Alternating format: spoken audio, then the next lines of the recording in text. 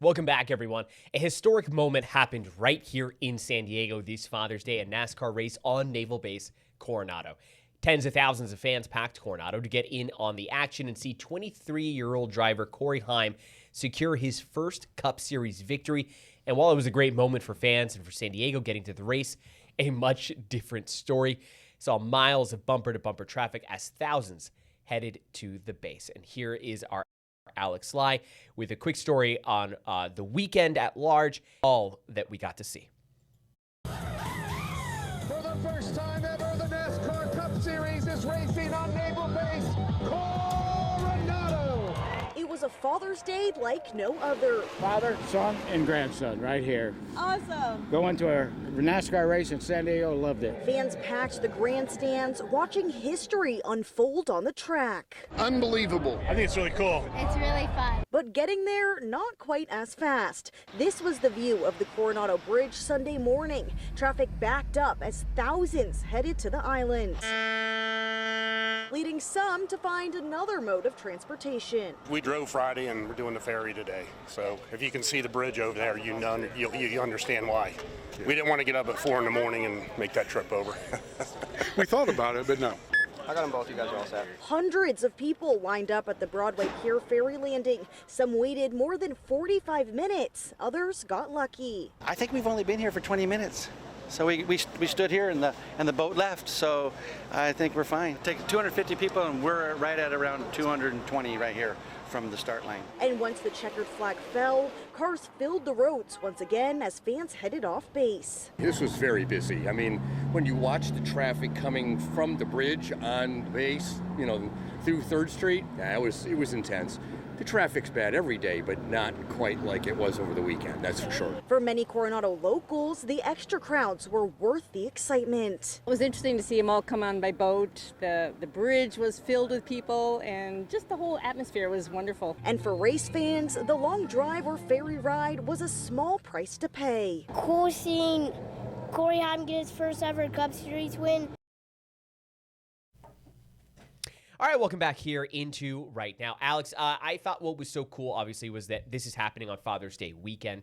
A lot of, obviously, dads and their kids going to this, but this was family friendly. We saw there was a whole lot of interest in this. So you tell me, what was it like covering this, and what was sort of the reaction to having NASCAR? Yeah, totally. Like you said, this was very family friendly. And just to start, the past 2 weeks, I've been covering soccer watch parties for the World Cup nonstop. Yeah. So I have this game day, let's go mentality. So I'm already coming in hot, okay? Feeling the vibes, knowing what's going on. It was such a great time out there. I mean, obviously, we didn't get to go inside. We had crews inside, though, that was able to, get all that action. But we're kind of talking to fans outside. Like you said, a lot of families, a lot of father and son. There were even some babies, which I honestly found it very loud, even outside. So they probably had the little baby headphones. But it was a lot of fun. There was kind of everyone there. A lot of people were dressed up, even if it was just like a Cars shirt. We're watching in the traffic, keeping an eye on that. So we're seeing all these like super cool cars coming in and out of just people who live here who wanted to bring. There was one that was dressed up as Lightning McQueen. Oh, wow. It was a car. That's awesome. That was like completely decorated for it. But there was just a lot of excitement out there, and it's something so different too. So it was just such a cool experience. The traffic is crazy. Just for context, over the weekend I went golfing in Escondido. I went at 7 a.m. and one of the people I was golfing with was like, "Can we hurry this up? I got to get to Coronado." I'm like, "What time do you have to be there?" He's like, "Yeah, well, the thing starts at 2. I'm like, "Okay, so what time do you need to be out of here?" He says, 10:30. Yeah. And I was like, and then it doesn't make sense at first. And then you think about the bridge, and you're like, we know what that's like on a Monday at 3 p.m. I can't imagine a Saturday with all of that. I mean, you saw it right there. You saw the ferry at play. Yeah. Crazy situation where it's like, hey, I want to save time. Let's take the ferry. I mean, it's crazy because like while this is so cool, it got to take place on a military base. It was here in our backyard. There are two ways to get by car to San Diego. You can take the Strand, which obviously if you're coming from sort of mainland San Diego, you're passing Coronado, going into the South Bay, coming back around, getting onto the Strand, then taking what is a one-way road into Coronado. Or you could take the bridge, which we saw back up. So what was traffic like? Is it true people were waiting hours? Is that sort of what we're hearing in line and stuff like that? There were also a lot of people who went several days, and they slowly learned their lesson. Yeah. So we talked to a couple guys, and they said, "Yep, we drove. We didn't want to wake up at 4 a.m. to do that drive again, so we took the ferry." Yeah. They waited 45 minutes in the ferry line. I've been on the ferry twice, and both times. You just get on, We right? were the only people on Yeah. it, which was awesome, Yeah. but I was shocked to see it completely packed and then still another line. But it is cool. What a fun way to get there. You don't have to worry about driving. You don't have to worry about parking. Like That is the third you're method, just by the way. enjoying- It is, to get to the island. Is yeah, the it's kind ferry. of like Yeah. train, boat. Yeah. Okay. So that was awesome. The traffic looked brutal. Yeah. It was pretty bad. We timed it out very, very well to where the race was underway, and then we drove there. So the bridge, we were in the clear. We were good. So you've had some pretty good assignments here lately. You mentioned that you've been doing a lot of the soccer watch parties. Yes. Obviously, Team USA played on Friday. Did you cover, was it Mexico that played on Thursday that had that big event in Chula Vista? Like, what was the top sort of watch party that you got to cover? And then how would that compare to NASCAR in San Diego in terms of like the crowd and excitement? Yeah, so I was at the Chula Vista one Thursday. Okay. Yeah. 25,000 people Wow. at least.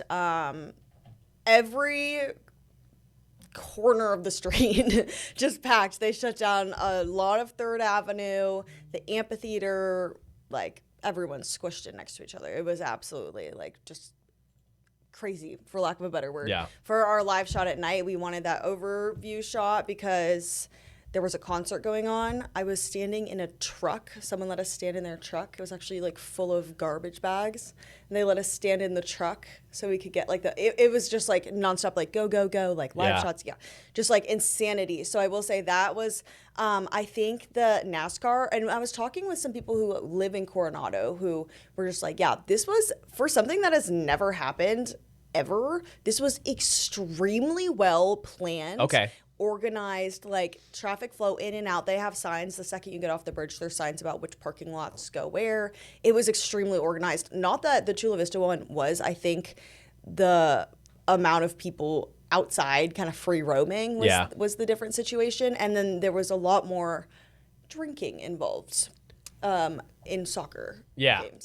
Than It happens once every 4 years. Yeah. Cut loose. Yeah, I am not blaming cut loose with the anyone. cut water. This is just my experience. And look, you have a group there in obviously with NASCAR that is used to hosting these large events. Yes, yeah. But you look at the NASCAR schedule; they go to a lot of the same places all the time. Mm-hmm. So I do have to say, if what you're saying is that this is well organized, etc., to be able to do that with the security limitations that you have, being on a base, this is the first time they're on a base.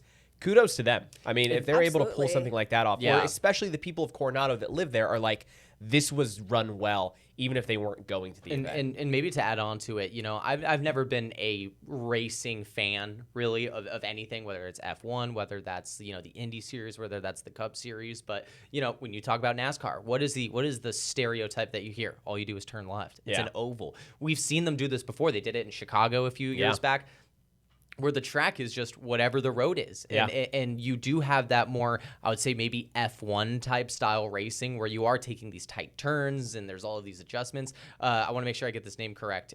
Corey Heim, who won this race. Mm-hmm. You know what his average speed was? 70 miles per hour. Yeah. Now tell that to anyone who just imagines, going in circles at like Talladega or Daytona. Yeah. It's a completely different thing, because the race is built off of the environment of the Naval Base in Coronado. So, it's one of those things where it's not only are you able to see your hometown for a lot of these people, be part of it. It's a great way to introduce people to the sport. I've never really felt an interest for NASCAR. These are one of those moments where I kind of do feel that, and I want to check it out and I want to see what it is because it's so unique compared to what you normally see. Do you know who owns the racing team of the winning driver? I don't. Yes, Michael Jordan.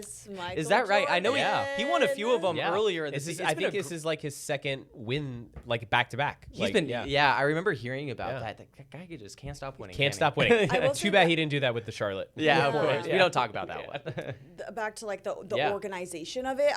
So we did a 9 p.m. live shot outside the base, and they had the team trucks and the merchandise and the equipment and the cars, and the semi trucks were leaving at 9 p.m., which was kind of a cool live shot. Yeah. So I was like, hey guys, look at Yeah.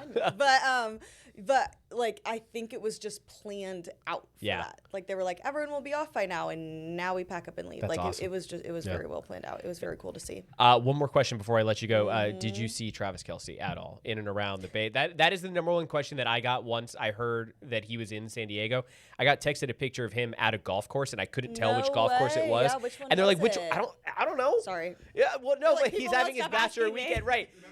But like literally, he's having his bachelor party weekend here in San Diego, or at least part of it in San Diego, part of it at SoCal. But he was at the race. Remember He was when I in told you Coronado. I had a friend who had to leave early from golf? It was Travis Kelce. Oh, that's right. yeah, yeah. I'm well connected. Yeah. Jack, I thought that wasn't public. I thought he was going to be here on the show. Yeah. Yeah, scheduling conflict. Yeah. I know. I had a fill in. Like, He has another podcast that he has to get. Yeah, to. of course, unfortunately, yeah. I did not see Travis Kelce. Would have been a cool story. it Would have been a great interview. But Well, you know what? Maybe next time. Maybe I believe that you'll be able to track him down. Yes. you. All right. That's going to do it for us. Alex, thank you so much for joining us here in studio to recap, obviously, what was such a cool and exciting weekend here in San Diego and Coronado.